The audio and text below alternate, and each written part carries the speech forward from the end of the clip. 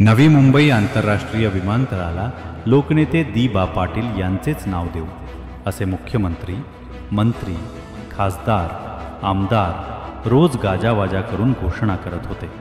प्रकल्पग्रस्त शेतकरी आणि भूमिपुत्रांचा विश्वास जिंकण्यासाठी आश्वासनं देण्यात आली. पण 30 सप्टेंबर रोजी भारत सरकारच्या नागरी विमान वाहतूक महासंचालनालयाकडून विमानतळाला अधिकृत सार्वजनिक वापरासाठी विमानतळ परवाना मिळतो आणि त्या परवान्यात कुठेही लोकनेते दी.बा. पाटील साहेब यांचे नाव नमूदच नाही. मग प्रश्न असा, इतके दिवस जे आश्वासनांचे ढोल वाजवले ते फक्त जनतेला फसवण्यासाठी होते का? प्रकल्पग्रस्तांची वेदना, त्यांचा संघर्ष आणि त्यागावर पाणी फेरून पुन्हा एकदा सत्ताधाऱ्यांनी फसवणूक केली आहे का?